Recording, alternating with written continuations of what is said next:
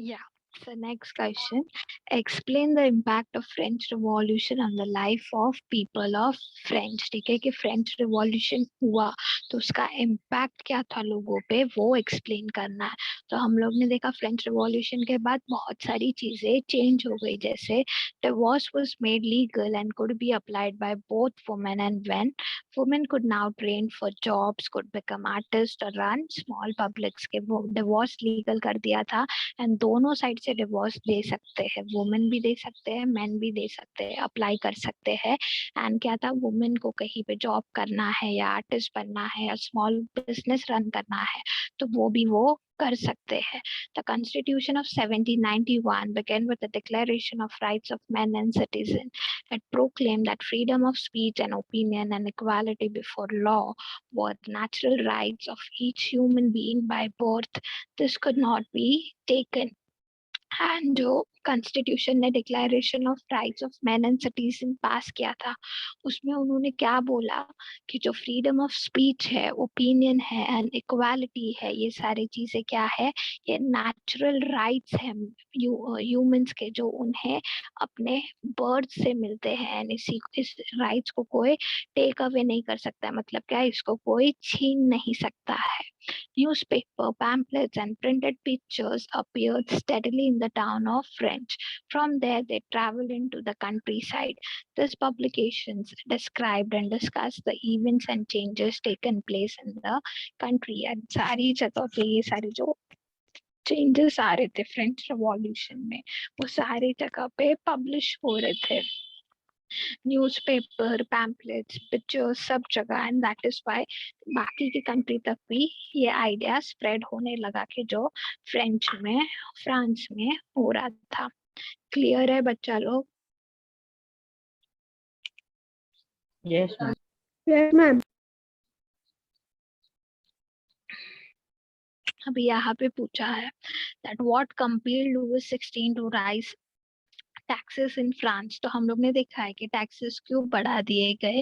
पहले तो war and economic crisis, ठीक है, कि वॉर हुआ, वॉर होने के बाद क्या हो गया, सी इन 1774 when Louis XVI ascended the throne he found an empty treasure.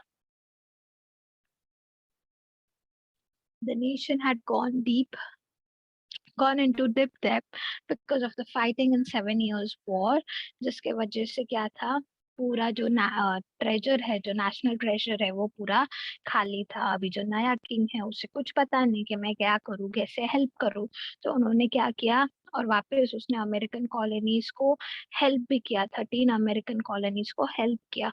अब हेल्प करने के लिए उन्होंने क्या ले रखा था, डेब्ट ले लिया था, कर्जा ले रखा था। एंड वो कर्जा क्या हो रहा था, it was increasing. The war added more than 1 billion livres to a debt that had already risen to more than 2 billion livres या livres, अब जैसे बोलो वैसे। तो एक ये कंडीशन था जिसके वजह से उसको टैक्सेस बढ़ाना पड़ा। दूसरा था डेब्ट ट्रैप, कि जो उन्होंने कर्जा ले रखा था, अब क्या हो रहा था, lenders who gave the state credit now began to charge 10% increase on loan. So the French government was obliged to spend an increasing percentage of its budget on interest payment alone. ठीक है, कि कर्जा तो ले रखा था पर interest का अमाउंट भी बढ़ रहा था, एंड इसके वजह से एक्सपेंसेस बढ़ रहे थे।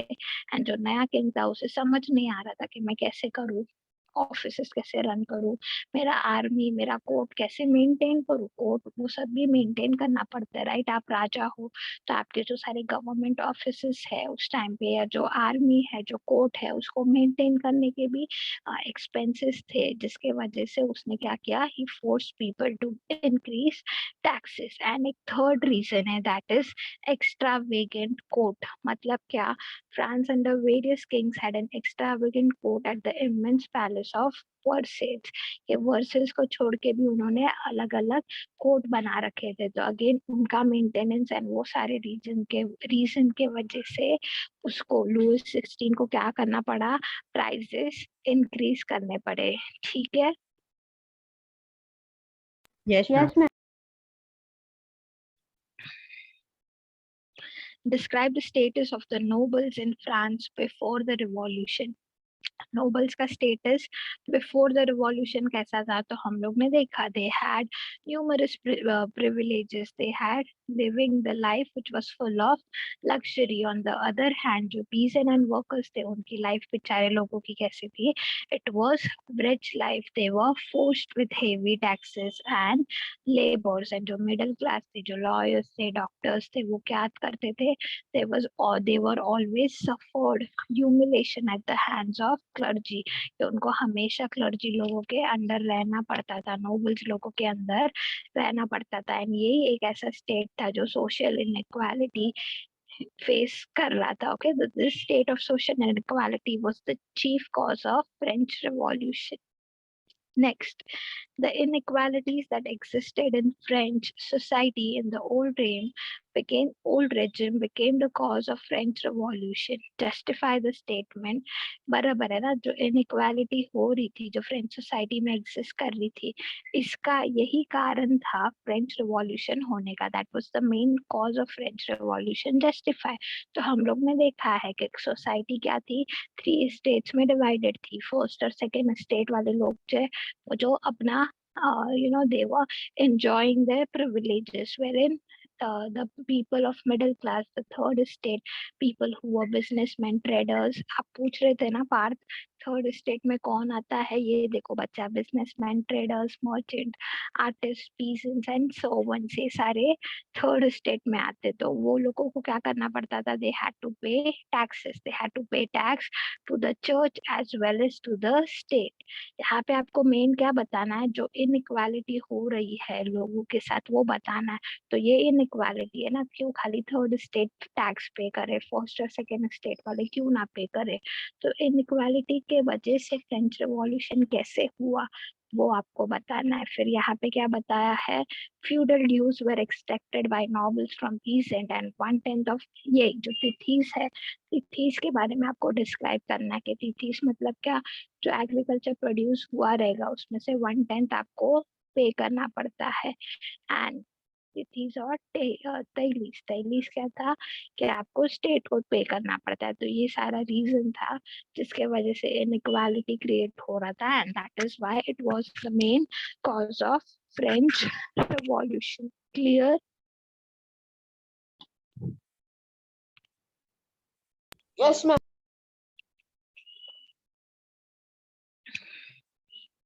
How did philosopher influence the thinking of people of France? तो हम लोग ने देखा philosophers कैसे आए, the philosophers, major changes were introduced in Russian economy and agriculture after revolution. Private property were abolished and land became, yeah, okay okay, यहाँ पे क्या बताया, फिलोसोफर का इन्फ्लुएंस कैसे पड़ा लोगों पे। तो वी हैव सीन कि after influence of philosopher, people का, लोगों का क्या हो गया, सोचने का तरीका, जो थिंकिंग था वो चेंज हो गया। एंड अब उन्होंने क्या किया कि जो प्राइवेट प्रॉपर्टी थी उसको एबॉलिश कर दिया, और जो लैंड प्रॉपर्टी है उसको क्या कर दिया, स्टेट प्रॉपर्टी ऐसा डिक्लेयर कर दिया। जो पीसेंट थे उनको अभी फ्रीडम था कल्टीवेट करने का अपने लैंड पे। A proper system of centralized planning was introduced, right? फिर हम लोग ने देखा एक सेंट्रलाइज Yes, ma'am. प्लानिंग का सिस्टम इंक्लूड हुआ था, जिसमें क्या था, 5 years प्लान बनाए गए थे। और वो प्लान, अब यहाँ पे है ना बच्चा लोग, फिलोसोफर्स के बारे में भी बात कर सकते हो, ठीक है। ये लोग ने क्या बताया यहाँ पे, फिलोसोफर्स के इन्फ्लुएंस ने लोगों को कैसे ये किया, इंस्पायर किया। But over here you can write about the philosophers as well, उनकी आइडिया क्या थी वो भी आप यहाँ पे एक्सप्लेन कर सकते हो। The revolution acknowledged right to work and identified dignity of labor. Socialist economy added as a new dimension. फिर हम लोग ने देखा कि socialist economy, जो किसका आइडिया था, कार्ल मार्क्स का आइडिया था, वो एक न्यू डायमेंशन दे रहा था डेमोक्रेसी को, ठीक है। नेक्स्ट क्वेश्चन हम देखते हैं, what was the role of philosophers and thinkers in French Revolution? Explain by giving 3 examples के philosophers and thinkers का रोल क्या था। तो philosopher and thinker ने क्या क्या आइडिया दिए, बेसिकली आपको वो बताना है। तो एक philosopher और thinker ने ये बताया कि कोई भी ग्रुप सोसाइटी में उनको प्रिविलेजेस बर्थ से ही नहीं मिलने चाहिए, सारे सिटीजन को राइट है एंड उन्हें अपना फ्रीडम और इक्वल लॉस मिलना चाहिए। So the philosophers and thinker believed that no group in a society should be privileged by both. They supported a society which was based on freedom and equal laws. Then the two treaties of government which was being formed by John Locke, उसमें उन्होंने क्या बताया? He refuted the doctrine of divine and absolute right of monarchy के उन्होंने refuse कर दिया कि ये जो डॉक्ट्राइन है, ये जो डिवाइन राइट है सिर्फ मोनार्क का, वो उन्होंने रिफ्यूज कर दिया. एंड रूसो जो थे वो क्या आइडिया लेके आए थे कि government based social contract sign होनी चाहिए, ठीक है. एंड वहां पे क्या होना चाहिए, ये एक आइडिया किसका था? रूसो का. एंड मॉन्टेस्क्यू क्या लाए थे? मॉन्टेस्क्यू की बुक थी द स्पिरिट्स ऑफ लॉज. उसमें उन्होंने क्या बताया कि प्रपोज्ड डिवीजन ऑफ पावर के, उन्होंने क्या बोला कि जो गवर्नमेंट का पावर है वो 3 चीजों पे डिवाइड होना चाहिए. कौन है वो? Legislative, executive and judiciary. Clear? Yes, ma'am. Okay. What measures were taken by Robespierre to bring equality in French society? कि रॉबेस्पायर जो थे उन्होंने क्या measures लिए थे? तो हम लोग ने देखा उन्होंने क्या किया. He issued laws planning a maximum ceiling on wages and prices. Peasants were forced to transport their grain to the cities and sell it to fixed prices. The use of more expensive white flour was forbidden and all citizens were required to eat the quality bread जो सस्ता वाला होता है वो. Equality was sought to be practiced through form of speech and addresses. तो ये सारे उनके measures थे. फिर क्या कर दिए थे? चर्च को बंद कर दिए थे एंड बिल्डिंग्स को क्या कन्वर्ट कर दिया था? बिल्डिंग्स को बैरिक्स और ऑफिसेस में कन्वर्ट कर दिया था. And equality was also sought to be practiced through forms of speech and address. के speech और address के तो क्या ये करते थे, practice करते थे, equality practice करते थे. How did peasant contribute to the outbreak of French Revolution? तो peasant ने फिर last में कैसे contribute किया वो आपको बताना है. तो peasant हम लोग ने देखा, the peasant had to pay various taxes. एक तो चर्च को पे करना पड़ता था, एक स्टेट को पे करना पड़ता था. फिर क्या था? They were subjected to force labour. They had to work free in the land of nobles for 3 days in a week. तो इससे क्या होता था? ये सारा हम लोग ने देखा कि कैसी कंडीशंस थी पीसेंट की. And about 81% of the income क्या था? वो स्टेट को ही जाता था, नोबल्स को ही जाता था. 19% was there to live on grass and roof and 1,000 people of them died due to starvation. तो ये क्या था? ये तो सिचुएशन हो गया. बता यहाँ पे आप बता सकते हो कि उनका कंट्रीब्यूशन कैसे था. उन्होंने कंट्रीब्यूट, ये this is like the situation, what situation they were facing. तो अभी यहाँ पे क्या है? See state the events that lead to the formation of National Assembly. कि कैसे नेशनल असेंबली फॉर्म हुई थी? तो हम लोग ने देखा था ये स्टेट जनरल एक पॉलिटिकल बॉडी थी, ठीक है. वो क्या करती थी? उनका एक प्रिंसिपल था that every state should have a right to vote. ये उनका पॉलिसी था. बट लुईस 16 ने क्या किया? उन्होंने अचानक से स्टेट जनरल की मीटिंग बुला दी और उन्होंने क्या बोला कि जो सेम ओल्ड प्रैक्टिस होता था वही हम फॉलो करेंगे. बट जो थर्ड स्टेट के मेंबर्स थे, what they did, they demanded that voting now should be on that law, on that principle that one person, one vote. When the king rejected this proposal, the members ने क्या किया? हम लोग ने देखा members क्या करने गए? वो लोग प्रोटेस्ट करने गए एंड फिर वैसे स्टेट जनरल फॉर्म हुआ था. They assembled on 20th June 1789 in the hall of indoor tennis court. Right, हमें पता है कि जो इंडोर टेनिस कोर्ट है वर्सेल्स में, जब वहां पे जाके वो लोग प्रोटेस्ट करने लगे एंड फिर उन्होंने अपना कॉन्स्टिट्यूशन भी बना लिया था. तो ये चीजें आप लिख सकते हो. Next, trace the events which led to the fall of Bastille. कैसे कौन कौन से इवेंट्स हुए जिसके वजह से जो बस्टाइल है, जो किंग का प्रॉपर्टी था, वो फॉल हो गया, मतलब क्या, वो डिस्ट्रॉय हो गया।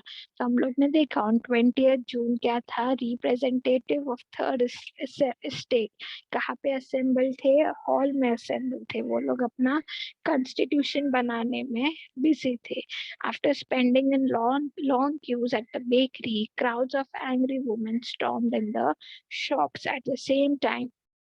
तो लोग उसी टाइम पे कॉन्स्टिट्यूशन बना रहे थे, they were busy, and women they were working both the side, right, कि इनके जो हस्बैंड्स थे वो तो कॉन्स्टिट्यूशन बनाने में बिजी थे, तो वो दोनों ही काम करते थे, उनको सपोर्ट भी करते थे एंड घर को भी संभालते थे। At that time asking for a simple bread, एक ब्रेड लेने के लिए भी जाने के लिए उनको बड़े बड़े लाइन में खड़ा रहना पड़ता था। एंड दैट इज वाई उसी टाइम पे किंग ने क्या ऑर्डर कर दिया, किंग ने ऑर्डर किया ट्रूप्स को, जो अपने आर्मी थे उसको, कि आप पेरिस पे जाके अटैक करो। एंड इसीलिए जो बस्टाइल था वो डिस्ट्रॉय हो गया, because people were angry, they went there and they destroyed Bastille. Clear है?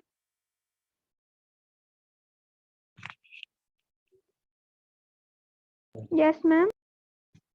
ओ, क्लियर है क्या, ऐसा पूछ रही हूँ मैं, समझा? Yes, ma'am. Okay. What were the main features of French Constitution of 1971? के जो थर्ड स्टेट में कॉन्स्टिट्यूशन बनाया उसका मेन फीचर्स क्या था?